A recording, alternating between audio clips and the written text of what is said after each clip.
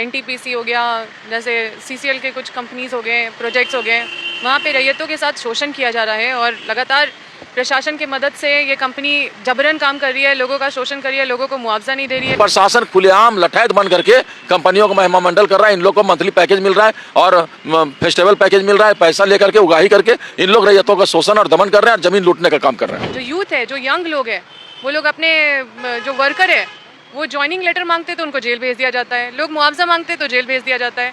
तो इस तरह से उनकी आवाज़ को दबाने का कोशिश किया जा रहा है। क्या झारखंड की हेमंत सोरेन सरकार खतरे में है? क्या सरकार गिरने वाली है? और ये सवाल इसीलिए पूछा जा रहा क्योंकि एनटीपीसी पर सवाल उठ रहा है। झारखंड सरकार के ही पूर्व मंत्री और विधायक अब सवाल पूछने लगे हैं और झारखंड सरकार की पोल भी खोलने लगे हैं। नमस्कार, मैं प्रिंस कुमार सिंह और आप देख रहे हैं पॉजिटिव प्रिंस। अगर अभी तक आपने चैनल को सब्सक्राइब नहीं किया है तो खबरों से अपडेट रहने के लिए कृपया चैनल को सब्सक्राइब कर लीजिए और जो लोग ऑलरेडी कर चुके हैं तमाम लोगों को उससे हृदय धन्यवाद। अब वापस आते हैं अपनी खबर पर और जरा आप ये वीडियो देखिए। एनटीपीसी हो गया, जैसे सीसीएल के कुछ कंपनीज हो गए, प्रोजेक्ट्स हो गए, वहाँ पे रैयतों के साथ शोषण किया जा रहा है और लगातार प्रशासन की मदद से ये कंपनी जबरन काम कर रही है, लोगों का शोषण कर रही है, लोगों को मुआवजा नहीं दे रही है। प्रशासन खुलेआम लठैत बन करके कंपनियों को महिमा मंडल कर रहा है। इन लोग को मंथली पैकेज मिल रहा है और फेस्टिवल पैकेज मिल रहा है। पैसा लेकर के उगाही करके इन लोग रैयतों का शोषण और दमन कर रहे हैं और जमीन लूटने का काम कर रहे हैं। जो यूथ है, जो यंग लोग है, वो लोग अपने जो वर्कर है वो ज्वाइनिंग लेटर मांगते तो उनको जेल भेज दिया जाता है, लोग मुआवजा मांगते तो जेल भेज दिया जाता है। तो इस तरह से उनकी आवाज़ को दबाने का कोशिश किया जा रहा है, जो हम होने नहीं देंगे। झारखंड में हमको लगता है रैयतों के प्रति और गरीबों के प्रति ये सरकार मतलब उसके पक्ष में नहीं है और कारपोरेट के पक्ष में काम कर रही है। हम सीधा बोलते हैं। जो विस्थापन का समस्या है, जो भारत रत्न कहने वाले जो महारत्न कंपनियां हैं, एनटीपीसी हो गया, जैसे सीसीएल के कुछ कंपनीज हो गए, प्रोजेक्ट्स हो गए, वहाँ पे रैयतों के साथ शोषण किया जा रहा है और लगातार प्रशासन की मदद से ये कंपनी जबरन काम कर रही है, लोगों का शोषण कर रही है, लोगों को मुआवजा नहीं दे रही है, लोगों को नौकरी तो छोड़ ही दीजिए, रोज़गार छोड़ दीजिए, मतलब मुआवजा भी नहीं दे रही है। पुनर्स्थापन, पुनर्वास का नामो निशान आपको नहीं दिखेगा।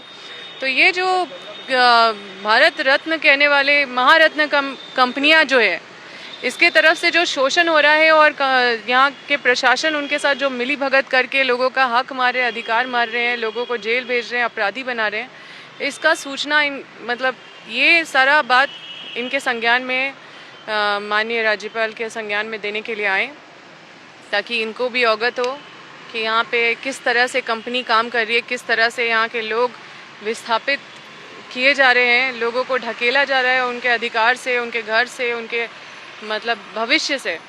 और जिस तरह का शोषण हो रहा है, हम लोग लगातार लड़ाई लड़ रहे हैं, वहाँ पे लोग आंदोलन कर रहे हैं, रोज़ 30 लोग, 15 लोग, 17 लोग रोज़ जेल जा रहे हैं और ये सिलसिला रुकने का नाम नहीं ले रहा है। अगर आप लोग देखिएगा तो एफआईआर पढ़ के ही समझ जाएगा कि किस तरह से पूरा स्क्रिप्ट तैयार करके और लोगों को भेजा जा रहा है, उसको अपराधी बनाया जा रहा है।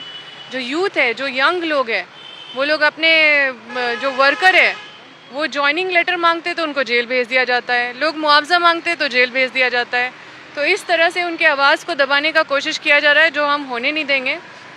और इसकी लड़ाई हम लोग लड़ रहे हैं और कोर्ट में भी लड़ रहे हैं, धरातल पे भी लड़ रहे हैं और इसका संज्ञान, यही सारा चीज़ को हम लोग यहाँ पे बताने के लिए आए थे। क्या कहें? उन्होंने आश्वस्त किया है, सोमवार को, मंडे को वो बुलाए हैं फिर से और उनके एक अधिकारी हैं उनको भी बुलाए हैं ताकि वो इसका रिपोर्ट मंगवा सके। देखिए, दिन कांग्रेस का कुछ नहीं आया है, लेकिन हम तो जानते हैं कि माननीय मुख्यमंत्री ने जो घोषणा किए थे पिछले सरकार में, आप लोग भी मालूम होगा, वो क्लिप भी देख सकते हैं हम, कि नहीं चलेगा एलेक्ट, नहीं चलेगा सीबी एक्ट, चलेगा 2013 कानून।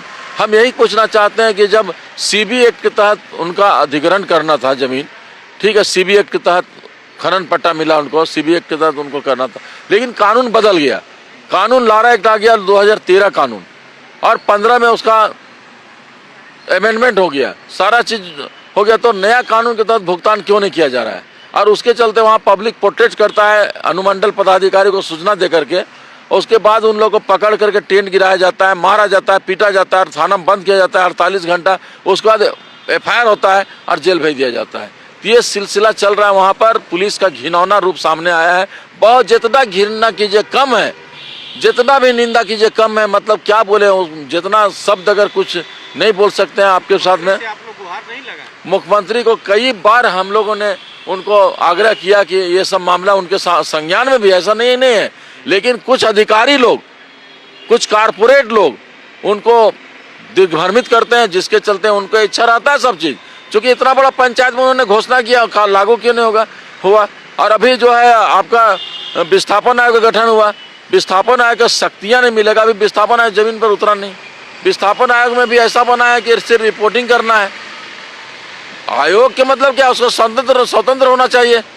चेयरमैन कौन बनेगा, शायद लोक सेवक का बनना है, तो लोक सेवक क्या करेगा। उन लोग तो लोक सेवक जो बनेगा तो सब IAS IPS का बना देगा वहाँ पर, फिर उनको रिपोर्टिंग खाली करना है। क्या आश्वासन मिला?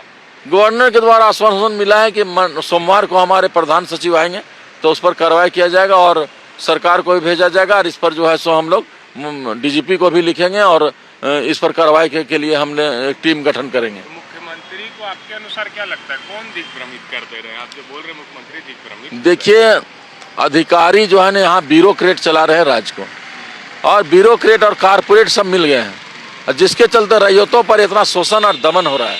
आप बिना महिला पुलिस को, महिलाओं को जो क्यों पीटा जा रहा है, क्यों जेल भेजा जा रहा है, लोगों को धरना दे रहे हैं, निहत्था धरना दे रहे हैं, उन लोगों को मार पीट करके जेल भेज दे रहे हैं, उनके पास अधिकारियों को नहीं आने दे रहे हैं, सीधे पुलिस आती। पुलिस पार्टी बन गई, वहाँ पुलिस पार्टी बन गई है। और इसी चलते कंपनी वाले आते नहीं। कंपनी और रैयत के बीच में संवाद होना चाहिए, रैयत के बीच में उसका चार्टर्ड और डिमांड को समझना चाहिए, मध्यस्थता करना चाहिए प्रशासन को। लेकिन प्रशासन खुलेआम लठैत बन करके कंपनियों को महिमा मंडल कर रहा है। इन लोग को मंथली पैकेज मिल रहा है और फेस्टिवल पैकेज मिल रहा है, पैसा लेकर के उगाही करके इन लोग रैयतों का शोषण और दमन कर रहे हैं और जमीन लूटने का काम कर रहे हैं। फर्जी रैयतों की भी बात होती थी, मामला उठा था अभी जो। जी निश्चित रूप से अभी जो है फर्जी रैयत को बुला करके अडानी कंपनी ने, एकदम निश्चित सही है। आपका 10 बजे जब टाइमिंग था वहाँ पर लोग पर्यावरण लोक सुनवाई का, तो 7 बजे से वहाँ पर क्या कर रहे थे आप। तब रैयतों को जब पता चला तो उन लोग पहुँचा उसी टाइम में, और वहाँ पर जो हुआ बवाल तो आप लोग के नज़र में है। तो ये इस तरह से हो रहा है फर्जी। अडानी भी, रिलायंस वाला भी इसी तरह 2016 में वहाँ पर 11 में करने का प्रयास किया था हजारीबाग टाउन हॉल में, तो उसका भी यही परिणाम हुआ, फिर रद्द हुआ।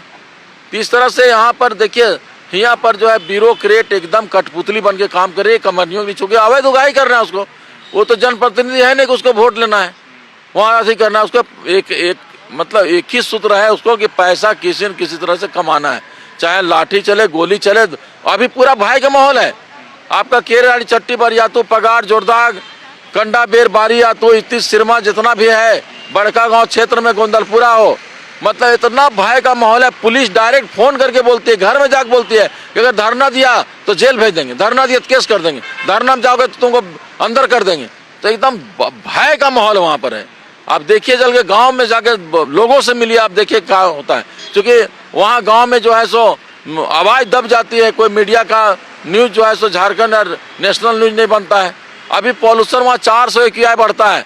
अगर यही दिल्ली में बढ़ता है तो माननीय उच्च न्यायालय, माननीय सर्वोच्च न्यायालय, माननीय सांसद लोग एक्शन में आते हैं। आप तो समर्थन में जाते हैं रैयतों के, तो आपको ऊपर भी कार्रवाई हो जाए। निश्चित रूप मेरे ऊपर भी अभी 4-5 केस हो गया है। क्योंकि हम उधर घूमना भी मुश्किल है, हमारा घर है वहाँ, बाय बॉर्न वहाँ के हैं, लेकिन उधर जाते हैं तो FIR हो जाता है।